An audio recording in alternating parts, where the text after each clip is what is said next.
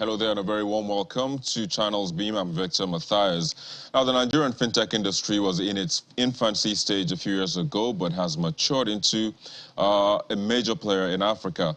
In 2019, Nigeria officially recognized its first fintech unicorn with InterSwitch achieving a valuation of $1 billion based on a $200 million investment from Visa. We have also seen banks pivoting from their mode of operation to having a bite of the cherry in agency banking and have witnessed the rise of embedded finance. Today on the program, we'll look at the pros and the cons of these vis-a-vis the survival of mainstream banks as well as financial inclusion. But before we do all of that, let's take a breather and digest all of these while we take a look at what made the social media trends in the past week.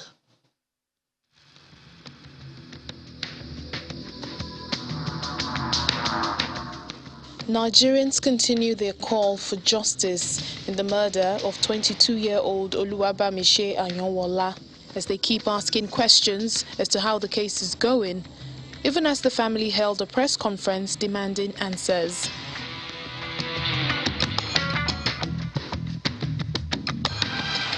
Though the trial has started, the court has remanded the driver of the bus in prison for 30 days.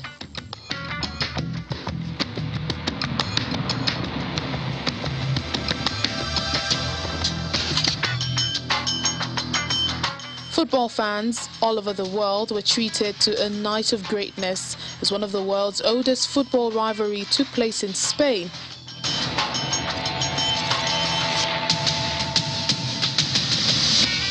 Barcelona triumphed their host 4-0 in the encounter, which saw Pierre-Emerick Aubameyang scoring a brace in his first Clásico ever.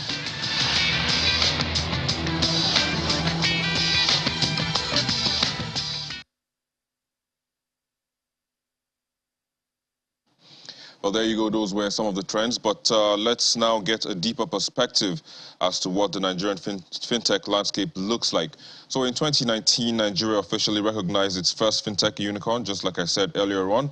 And of course, shortly after that, Stripe, a US-based financial services, also agreed to buy Paystack for a $200 million deal just 5 years after the company was founded. Now, payments, mobile money, and lending jointly constitute more than 60% of the fintech population. In 2020, payments and remittances ranked highest with 43% of the top 10 fintech subsectors. Now, payments continue to be a major focus area for investors, with demand driven by favorable policies promoting financial inclusion and growth in infrastructure supporting mobile payments. The Nigerian fintech industry is maturing and increasingly attracting funding from local and foreign investors. But of course, they also had some key business challenges in the year 2020.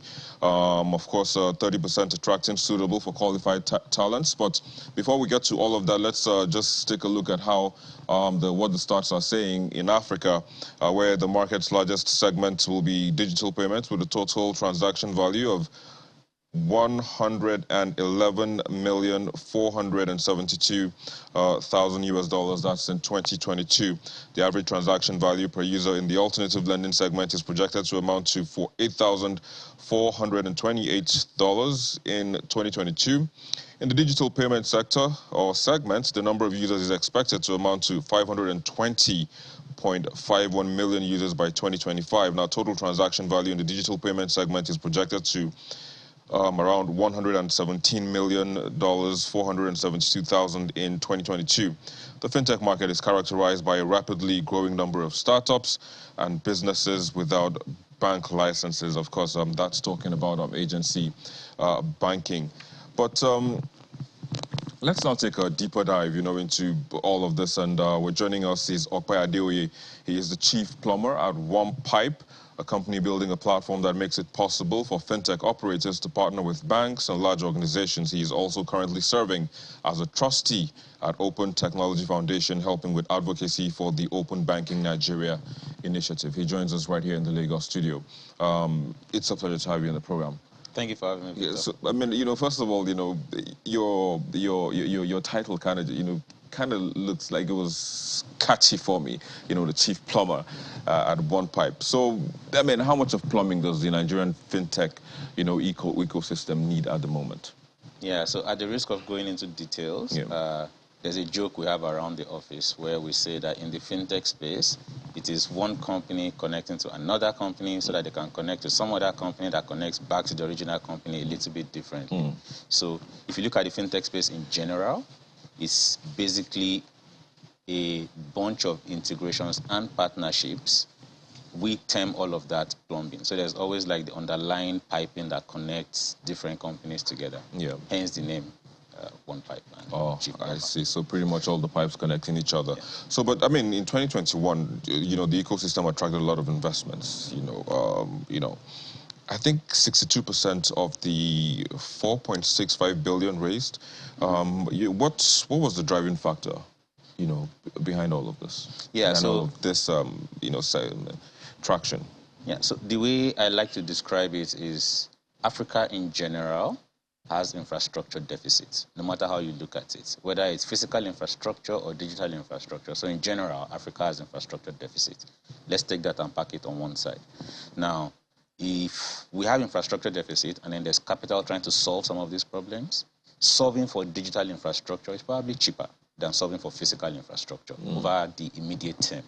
Therefore, the kind of funding you see coming into the African continent now that seems as if it is skewed towards fintech is because fintech is largely around digital infrastructure, easier to fund and observe the results after some time. So, you know, one of the things that, you know, would come to mind is the fact that, you know, fintechs are kind of getting everywhere, you know, the nooks and the crannies, agency banking, you know, embedded finance and all of that, you know, trying to bring everyone together, financial inclusion. Do you think this is threatening the mainstream banks? Yeah, I would say it's the opposite, right? To some degree, depending on who the mainstream bank is, you might feel threatened. To some other degree, you can look at the pie itself actually just getting bigger. A very practical example I use all the time is that the average bank will tell you that the ATM they look at in their office is very expensive to maintain and manage. And because pricing is heavily regulated, making some money back on that terminal is quite difficult. Now, look at the same bank branch responsible for that ATM before, now suddenly coordinating a network of agents that use POSs to do cash out instead. Yeah. All of a sudden, the concept of taking cash out has become profitable for the branch. So depending on the lens you have on, the bank, the mainstream bank may see this as a threat or may see this as, oh, finally I find a solution to my cost problems. Yeah, so going by this explanation now, is that why, you know, sometimes you go to the machine and you discover there isn't cash in it? Because that bank you're talking about has most likely, you know, disbursed all of the cash in the ATM to those agents. Me, I cannot speak for anybody. I understand. I mean, so that's why I'm not mentioning names, because I know, like, some banks have even, you know, spoken about how much they have raised or how much they have, you know, made, you know, from agency banking. I don't want to mention banks in names, you know, but in 2021, like, they made quite a lot of money, you know, from agency banking. So, I mean, is that one of the reasons why if we're keeping it practical without pointing any fingers? Yes, please. Imagine yourself as a branch manager responsible for the profitability of your branch. And you have to decide where to deploy your efforts. Would you spend effort manning the UPS of the ATM, making sure the ATM has cooling, cash movement, or would you just call a few agents around your area, find POS terminals for them, and work out an arrangement that keeps you profitable as a branch? That would be the answer to your question. Well, the thing is, I'm not a branch manager. I mean, I ask questions, and I hope, you know, that would also come up. So we've also seen the rise of digibanks. You know. So they you know, they pretty much just give you all of these, what's it called, you know, features, give you all of this benefits. Oh, the first 5 transfers in the month, you know, it's free. Meanwhile, in your own banking apps, you know, you have to, you know, is this also threatening the existence of mainstream banks? For that, I'll give a direct yes. I think this threatens the existence of the mainstream banks, but only in segments that they probably are not playing well today anyway. The guy who would care about 5 free transfers is probably not the guy that is generating a lot of transfers for today's bank anyway.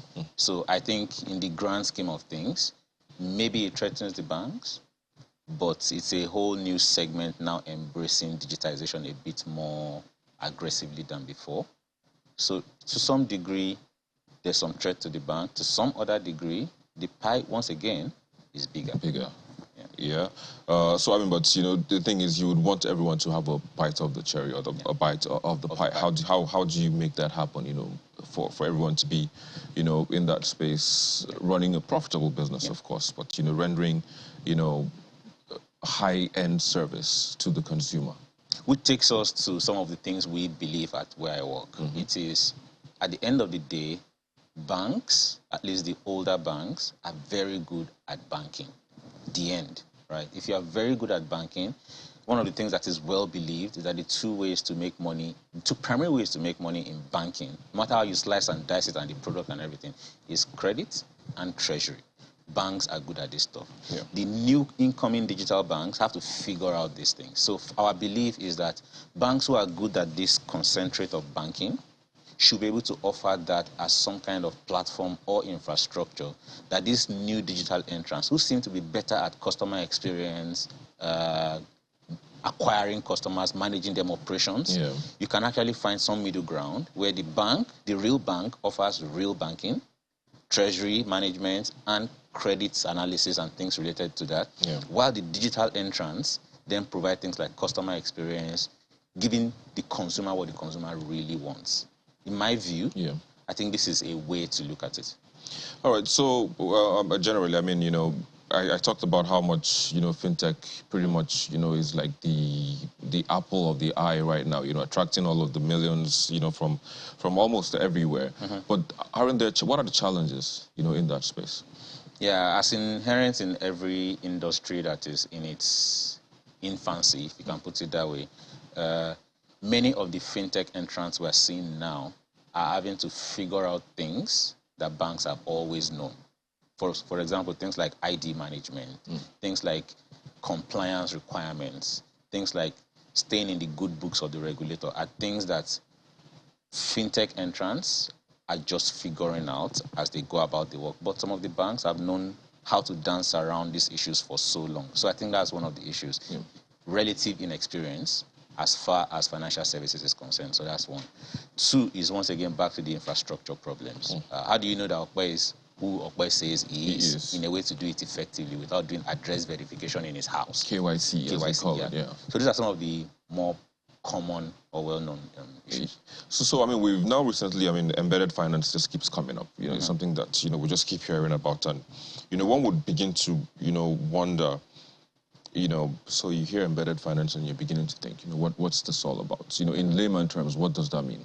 In simple terms, very simple terms, the approach where a non-financial institution is offering financial services to the customers that they know and have a good relationship with. A practical example would be how you launch your Uber app, and there's something called Uber Cash in there. You can put money in it, you can use it to pay for your rides. In some countries, you can use that same money to buy food on Uber Eats. So effectively, Uber could become your bank, in a sense. So that's one practical expression. In some other places, you find stores that give you a card, and let you say this is the loyalty card of this store. You can use that card to pay, you can use it to get credit, etc., etc. So, pretty much it's going to change the way payments have been done, in a nutshell. We believe so. But what challenges would this pose?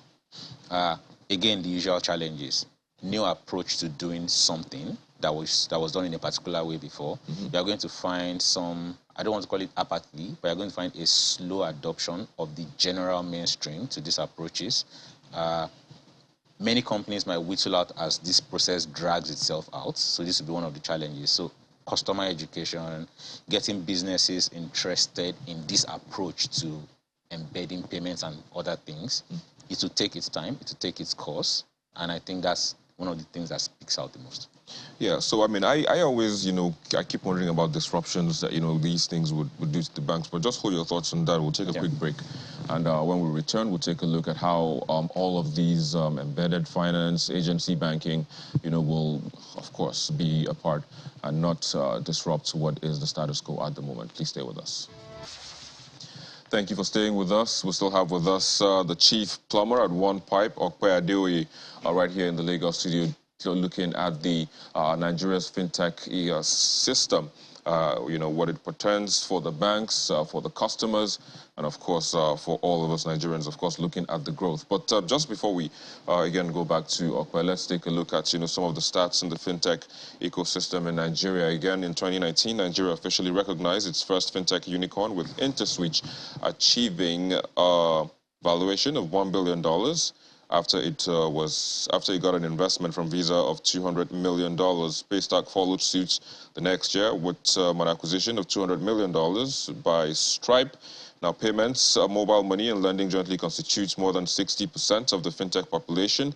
In 2020, payments and remittances ranked highest with 43% of the top 10 fintech subsectors. Now, payments continue to be a major focus area for investors, with demand driven by favorable policies promoting financial inclusion and growth in infrastructure supporting mobile payments. The Nigerian fintech industry is maturing and increasingly attracting funding from local and foreign investors. But there were some key business challenges in 2020. Now, they had 30% attracting suitable or qualified talents, 27% regulatory outlook, 24% building partnerships with established players. And these companies, 56% of the fintech companies in Nigeria have 5 years and above. They've been existing for 5 years and above, 33% 2 to 5 years, and 11% less than 2 years. Now, female participation in fintech workforce has about 12% as female founders, with 44% of female full-time employees. That's just a quick rundown of what the sector looks like in Nigeria. But again, just before we went on the break, we were looking at embedded finance and the threats now, because what I was looking at is it's a new payment mode, approach, so to speak now. But how would this disrupt, what we have currently? Because if I can make payments from my Uber, I can make payments, I don't know, from any other application now, so to speak, I'm thinking you might not need to go into the banks again. So I'm looking at the security of all of this. Okay. How secure will this be, and how would the banks, operate moving forward? So hopefully it doesn't disrupt, it improves. Depending on how you position against an improvement that is coming into your industry, it may either leave you behind and then you get a sense of I've been disrupted, or it may you may leverage that to move forward. The analogy we use is a train is leaving the station. You can either jump on the next available car, or you watch the train leave. But ultimately, once again, you will find a bigger pie.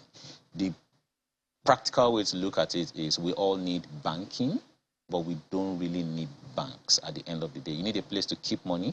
You need comfort that you can access that money when you need it. Then you now need that thing serving as infrastructure to give you the right experience in all the places that you go, especially in this our digital age, increasingly digital age, so to speak. So I think overall, once again, the pie will get bigger. People will start to access money in more intuitive ways where they are. You can see that like maybe agency banking 2.0, if you will. You'll find businesses now helping banks to deliver services to customers. So it doesn't take away from the banks, because the banks still remain on the back end. It just means that the bank is giving some of the heavy lifting to people who already have relationships with the customers. From a security perspective, at the bottom of the stack, once again, still remains the banks. As long as everyone in that chain remains compliant with what banks are used to today, then there shouldn't be a problem. But of course, that once you expand the surface area of a thing, then you have to worry about, is the next guy doing it right? Is the one after him doing it right? But it doesn't take away the fact that the banks still remain at the bottom and are constantly serving as the guides and the bedrock and infrastructure for everybody else. Yeah, so I mean, as we always speak, financial inclusion and all of this, we want everybody to get on board. So how would this, include the local, so to speak now, the shai seller, the pepper seller, the butcher, like the locals who might not have necessarily, gotten a hold of technology. How does this include them? So in fact, this is one of the things that is meant to drive that change that we're looking for. An example that someone described to me was there are some fish farmers who will harvest their fish in 9 months' time, right? But in the course of the 9-month period, they need to buy inputs for the fish, they need to feed them, they need to clean the tank, etc. These things cost money. Added to that, they need to pay school fees, do transport, but the fish is not yet ripe for harvest. Now, the little money they get it in cash. They trade in cash immediately. Yeah. So therefore, the banking sector never sees their economic activity. But here is a guy that is going to harvest fish worth up to 500,000 naira in 9 months' time. So it's economically worth 500,000, if you put it that way. But the banking system doesn't see that because it's really just fish in a tank. Now, the supplier or the off-taker that works with him is coming to pick up this fish in 9 months' time. This off-taker knows him, knows how many fish are in the pond, knows the number of children he has, knows what he needs in form of school fees money or transport money. That guy can continue to advance him small amounts of money that he knows is under the price of the fish he's going to harvest. And then at the end of 9 months, I take all your fish and go sell it in Lagos. Effectively, I've offered banking services to this fish farmer. And if the off-taker was providing digital tools to help that guy do the work, it means that all of that money is now in the banking sector. I'm going to be disbursing the small amounts of money to him digitally.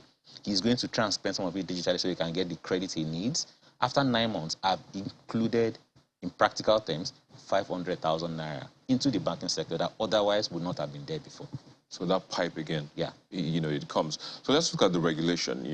Regulation is kind of what will drive everything, the successful, participation of all of this for everyone. What is the regulatory outlook like as it is? So far, it looks like the regulator is supporting the general direction of improving financial access and digitization. The CBN normally has a 10-year cycle that's called FSS 2020, FSS 2030 now. Last year, guidelines were released for the operations of open banking. So piece by piece, the regulator is demonstrating that we would like the industry to move forward.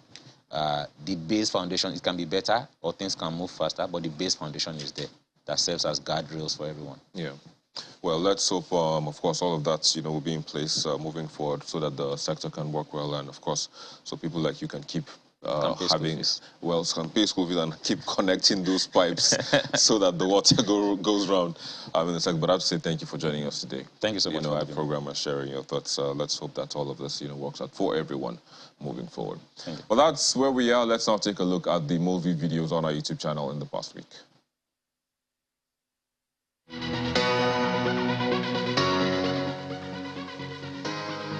Kicking off this week's most viewed video is a parade of a BRT bus driver by the police for the alleged murder of Bamisha Yola after she boarded the bus he was driving in Lagos.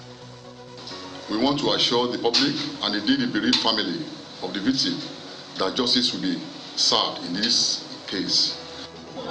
Enforced the wife of a troubled Deputy Commissioner of Police, Abba Kyari, slumming in court.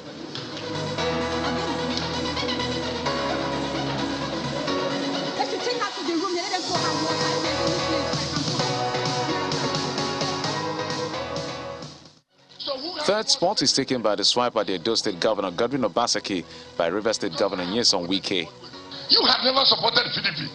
Rather, it was when your godfather chased you away and you came begging, kneeling down.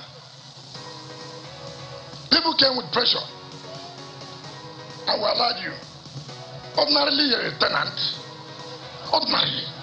Another issue that has taking the second spot is the analysis on Channels Television's special coverage of the Russian invasion into Ukraine and how it will affect Africa's economy.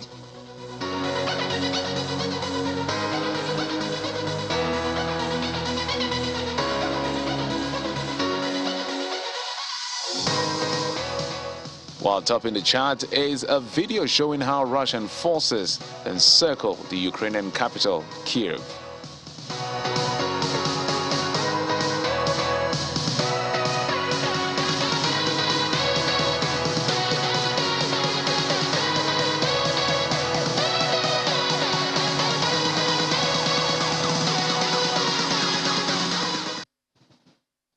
Well, there you go. Those were the movie videos on our YouTube channel in the past week. If the one you were rooting for wasn't there, just go to our YouTube channel. It's www.youtube.com/channelsweb. Watch the videos you like, share with your friends, your families, as well as foes if you like. And who knows, next week it just might be on the charts. But that's where we wrap it up on today's show. Thank you for watching. I'm Victor Matthias. Bye for now.